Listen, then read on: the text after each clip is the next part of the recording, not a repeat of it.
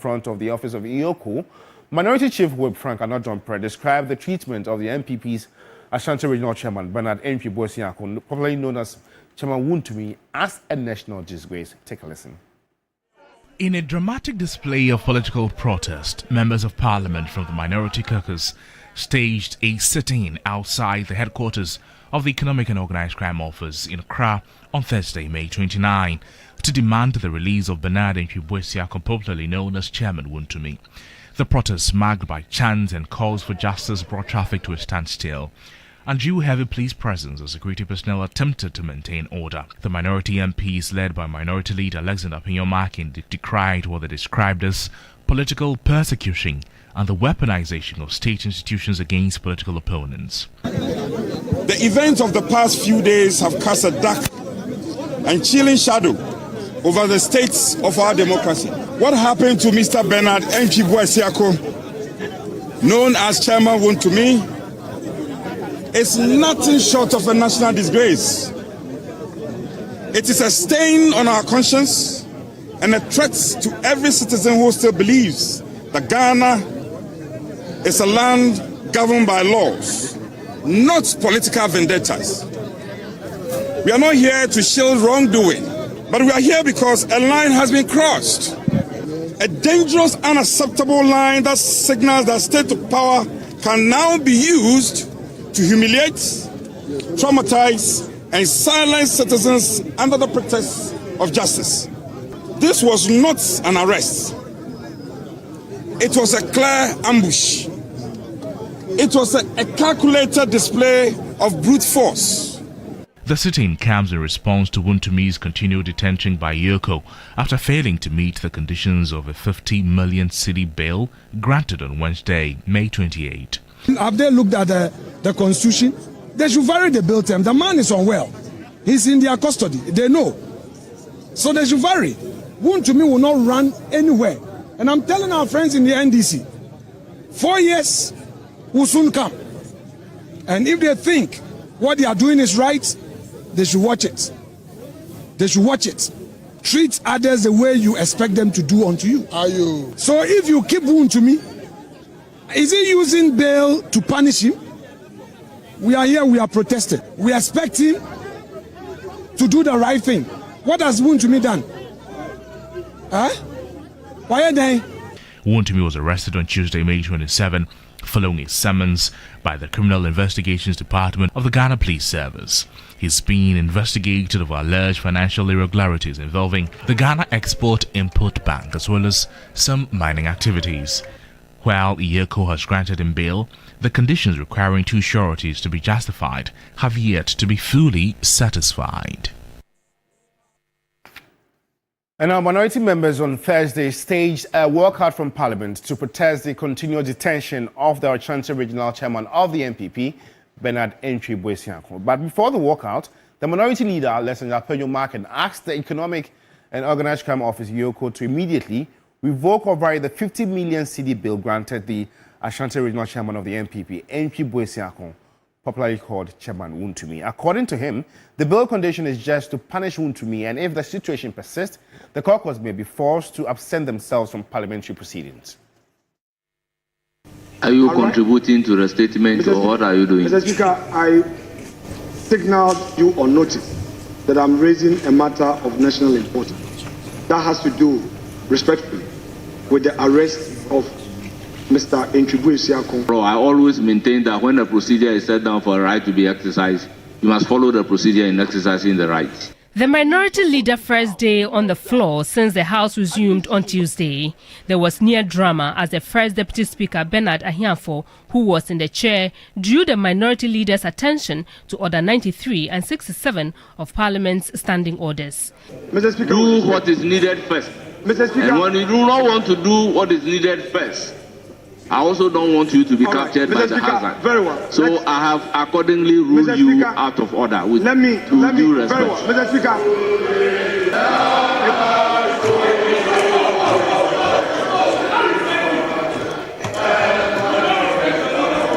The Speaker finally granted him leave to raise his concerns. Pinyomakin stressed the need for the rule of law to be enforced. EOCO cannot arrogate the power of demanding justification at the inquiry level. And then you make the bail conditions so onerous. It is clear that this is being used to punish him. The rule of law must be followed, due process must be followed. He wants EOCO to revoke the 50 million cedis bail condition slapped on Wontumi, or his side would protest. EOCO, without delay, must revoke and vary that onerous bail condition. The man is still in the hospital. You are demanding 50 million worth of property. Yesterday, when one surety got there, they now said that the person to go and do inspection has closed. It's not available. You go there at 10 o'clock, they say it's not available. Mr. Speaker, we should not do this to ourselves. Until EOCO is able to do the right thing, we, the MPP side, however our numbers, will protest by absenting ourselves from proceedings of this house and join him. We are all going to sleep there with him, and we are not going to ask for any property. We don't have 50 million worth of properties. Where is he going to get it from? That go and bring landed documents. After the submission, the first Deputy Speaker gave his ruling. Having regard to the constitutional principle, the supreme law of the land, above and beyond which no further law exists, what then is expected of Parliament? I believe this is a matter that can adequately be addressed by the judiciary. For me,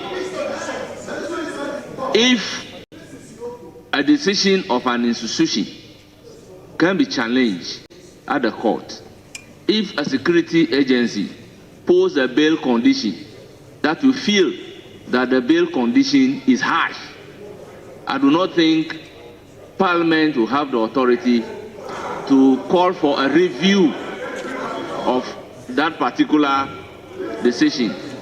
The minority then walked out and the House subsequently adjourned sitting. Evelyn Tenkma, TV3 News, Parliament House. Well, the MPP has made their stance clear on the detention of their chairman, Ashanti Regional Chairman Wontumi, by EOCO. Let's know what you make of this very development as well. We're live on Facebook. Get interactive with us. We're live, Facebook, TV3 Ghana. Engage us with your comments, opinions, and reservations. And my colleagues will surely read them and share them to the rest of the world. Away from that, the Minister for Labour, Employment and Jobs, Dr. Rashid Pelpo, is urging the Nurses and Midwives Association to hold on plans to strike and return to the negotiation table. Speaking exclusively to our Labour Affairs correspondent, Daniel Poko, Dr. Pelpo warned that a strike at this time could put lives at risk and further strain Ghana's health sector. But the association's president, Perpetual Foriampofo, insists that any decision to suspend the strike will depend on government action, specifically the full implementation of their conditions of service. It's been nearly 24 hours since the leadership of the Ghana Registered Nurses and Midwives Association announced plans to withdraw their services starting next week. The announcement has created widespread concern, particularly within the health sector, where disruptions could have serious consequences. In a statement, the Minister of Health, Dr. Rashid Pelpo, has urged the association to reconsider its decision and return to the negotiation table. But with no sign of compliance, the Ministry of Labour, Employment and Jobs has stepped in to mediate. Labour Minister Dr. Rashid Pelpo has expressed deep concern about the looming strike. When we embark on a strike, it has a total effect on society. In whatever sector you belong, it has a direct effect on society. It has a direct effect on our development. So it means that employers, stakeholders must always work together to come to conclusions where there is no need for a strike. He is calling on the leadership to allow room for negotiations to continue in good faith. Eventually, government must listen to them. The health authorities must listen to them. If it is something that is going to bring peace to society.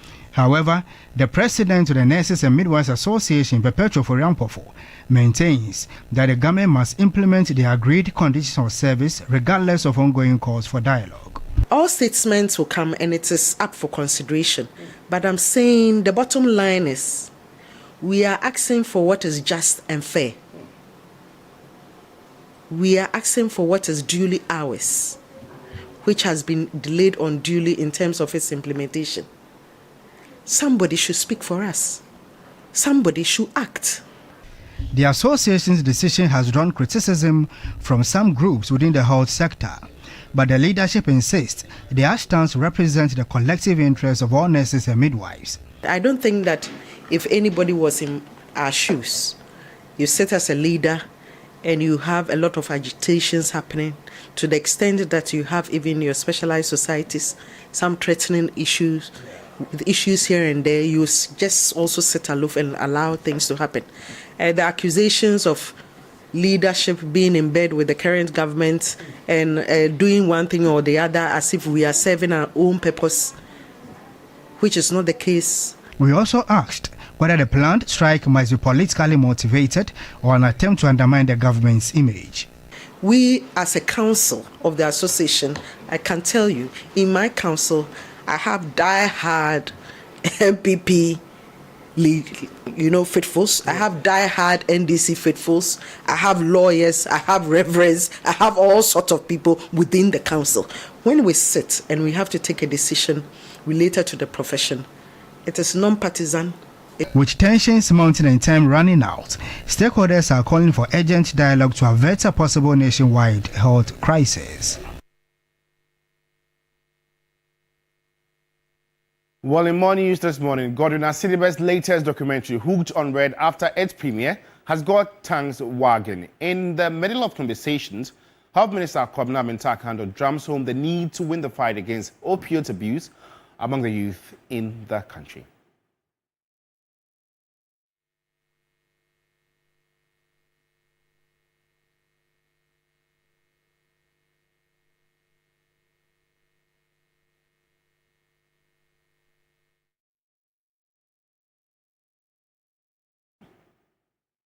We'll bring you that story later in our subsequent bulletins, but this is the first bulletin of the day right here on TV3 on New Day. And now, the second accused in the office of the Special Prosecutor corruption case against Charles Bisu, Andy Thomas Owusu, has applied for a plea bargain. Prosecutors have disclosed to the Accra High Court. And on Thursday, prosecutors from the OSP prayed for more time to finalize negotiations and disclosures. Lord Edwasari reports. Andy Thomas Owusu and Charles Bisu have been charged with 15 counts of multiple offences involving the abuse of office, corruption, and efforts to undermine lawful mining regulations. Charles Bisu is facing 9 counts of offences comprising of abuse of public office and corruption by a public officer, while Andy Owusu has been charged with 6 counts of offences including abetting and corruption of a public officer. According to the facts of the case by the prosecution, Bisu received 35,000 Ghana cedis from one Benjamin Ejapon for the purpose of circumventing established requirements of the Interministerial Committee on Illegal Mining under its roadmap for lifting of ban on artisanal and small-scale mining. He is alleged to have ignored laid-down procedures in respect of verifications of documents, acquisition of relevant permits, demarcation and mapping of concessions, among others, to unlawfully secure a fast-track renewal of an expired mining license to ORR Resources Enterprise without valid documentation. Andy Thomas Owusu, on the other hand, is accused of receiving 15,000 Ghana cedis from the same Benjamin Ejapon for the purpose of unduly influencing Bisu in respect of the discharge of his duties as the secretary of the IMCIM to circumvent the renewal of license processes. On Thursday, however, prosecution prayed for more time to file their disclosures and finalize the negotiations with the second accused, Andy Thomas Owusu, after revealing to the court that the second accused had applied for a plea bargain from the prosecution. The case has since been adjourned to June 4. Lord Idwasari, TV3 News, Accra. Now let's bring you our earlier story on Godwin Asilibe's latest documentary, Hooked on Red, which after its premiere got tongues wagging. In the middle of conversations, Health Minister Parliamentary drums home the need to win the fight against opioid abuse among the youth in the country. Well, if you're just tuning in, you're watching the morning news here on TV3 with me, George Queenan. And in more news, the Sakumo Ramsar site, a legally protected wetland crucial for biodiversity and climate protection continues to face massive encroachment, with more than half of its core zone already developed.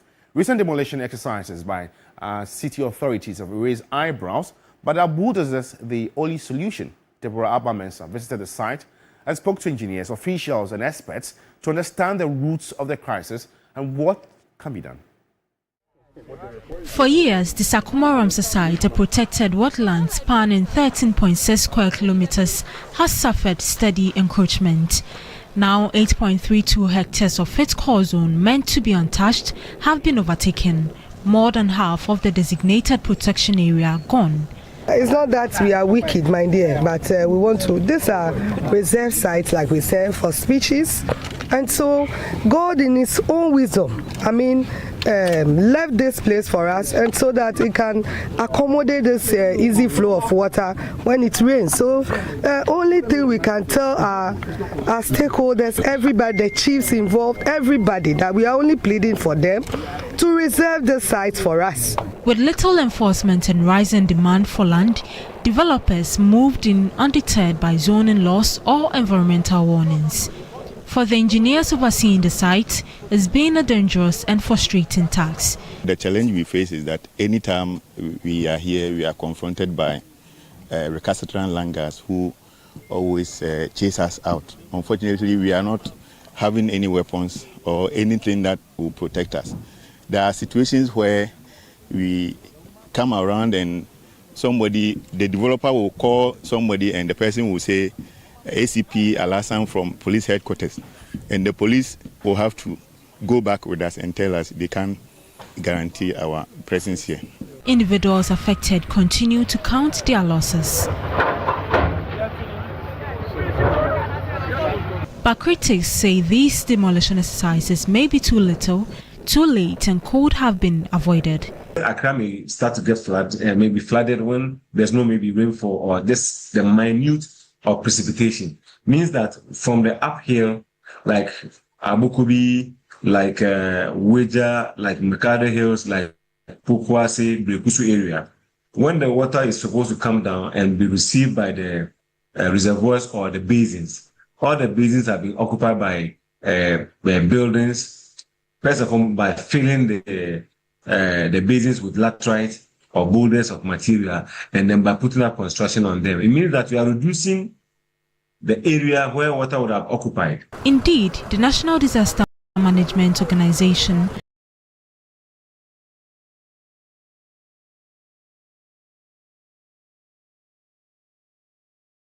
which coordinate emergency responses, warns of dire consequences if encroachment continues. If these Ramsar sites are encroached upon, the repercussions that comes with it.